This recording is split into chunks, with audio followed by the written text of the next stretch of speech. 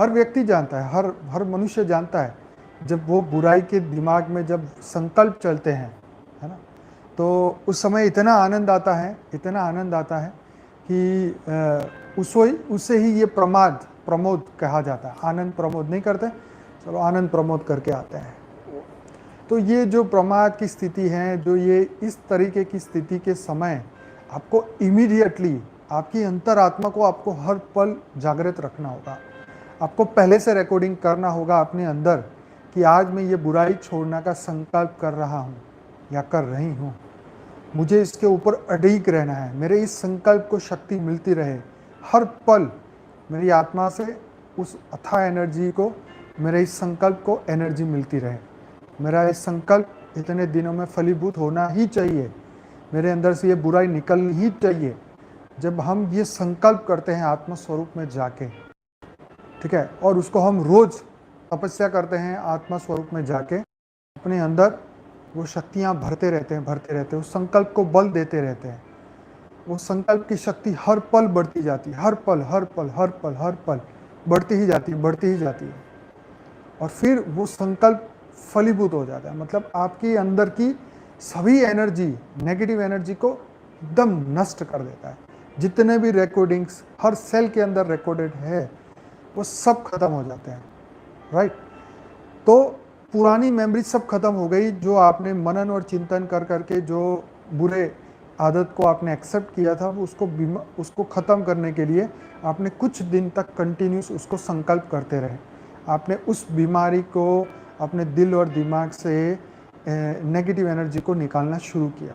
आपने उस संकल्प के अंदर शक्ति भरते रहे, चाहे वो कोई भी संकल्प हो, कोई भी बुराई हो, कोई भी मनन और चिंतन हो, कोई भी ऐसे संकल्प जो जिसने आपका जीवन खराब करके रखा हो, जो आपके अंदर आसक्ति पैदा कर रहे हैं, उस विषय और वस्तु की लिए आसक्ति पैदा कर रहे हैं।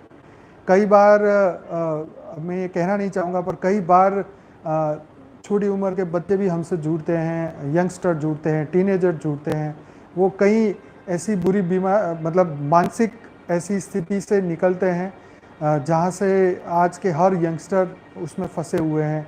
कुछ बुरी वीडियोस देखने के उनको आदत पड़ी है और उनके मनन और चिंतन खराब हो चुके हैं, अपने आप को कोसते रहते हैं, अपने आप को अपने ऊपर गुस्सा करते रहते हैं, उससे वो बाहर नहीं निकल पा रहे। उन सब के लिए मैं कह रहा हूँ, हर एक व्यक्ति के लिए जो कोई ना कोई बीमारी अपने मन में पाल रखी है, जिसके अंदर उसने कुंडी लगा के रखी है कि नहीं, मेरे को ये चाहिए, मुझे ये करना ही है, मैं ये हर हालत में करूँगा, इससे मुझे आनंद मिलेगा, यही जीवन का एक आनंद का तरीका है। मैं उन सभी लोगों के लिए कह रहा हूँ, कि इन सभी चीज़ों को अपने मनन और चिंतन से बहुत जल्दी निकालिए। आप संकल्प करिए, आप परमात्मा, जैसे वो पहले के ज़माने में नहीं आता था, हाथ में अंजलि में पानी लेके कि मैं संकल्प कर रहा हूँ, है ना, वो श्राद्ध देते थे, पहले हाथ में पानी भर के ऐसे डालते थे। हमें ऐसे फिजिकल एक्टिविटी नहीं करनी, पर हमें संकल्प लेना है, अपने आत्मा स्वरूप में जाके संकल्प लेना है कि कुछ दिन के लिए, पहले आप ट्राई करिए कुछ दिन के लिए, कि मैं कुछ दिन के लिए ये काम नहीं करूँगा, ये बुरे संकल्प नहीं करूँगा, बुरा चिंतन नहीं करूँगा, बुरे संकल्प नहीं करूँगा, है ना।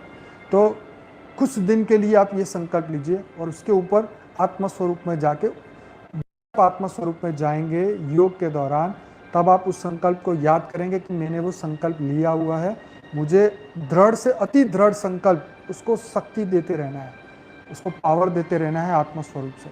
जैसे जैसे ही आप इसको, आपके संकल्प को पानी मतलब अपना पावर देना शुरू करेंगे, वो धीरे धीरे पावरफुल होता जाएगा, और इतना पावरफुल हो जाएगा कि आपका मन जो है वो एक ही संकल्प से आपका मन जो है वो सीधा हो जाएगा, आपकी बुद्धि एकदम स्थिर हो जाएगी, जरा भी विचलित नहीं होगी, है ना।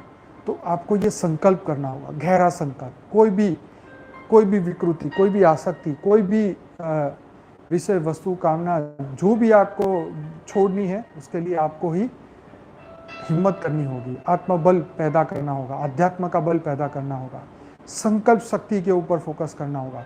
बार बार उस संकल्प को कागज में लिखिए, दिन में 100 लिखिए, जब तक वो निकले नहीं तब तक उसको लिखते ही रहिए, लिखते ही रहिए, लिखते रहिए, उसके अंदर पावर भरते रहिए, भरते रहिए, भरते रहिए। एक एक सेल के अंदर जो की है उसको रिवर्स करना है, उसको ख़त्म करना है, उसके अंदर नई शक्ति भरनी है, उसके अंदर नई पावर भरनी है।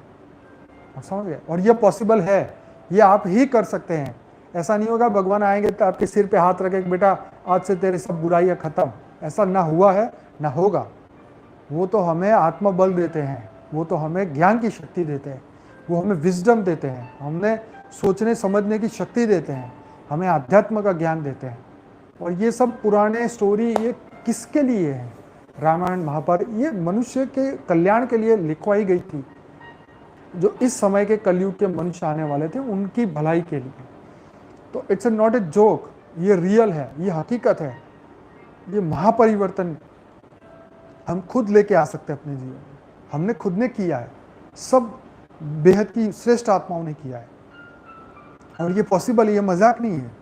पहले जब मैं छोटा था तो मुझे भी मजाक लगता था कि यार ये चीज़ें हो ही नहीं सकती, ऐसे आंखें बंद करके तो हम 1 घंटा भी नहीं बैठ सकते।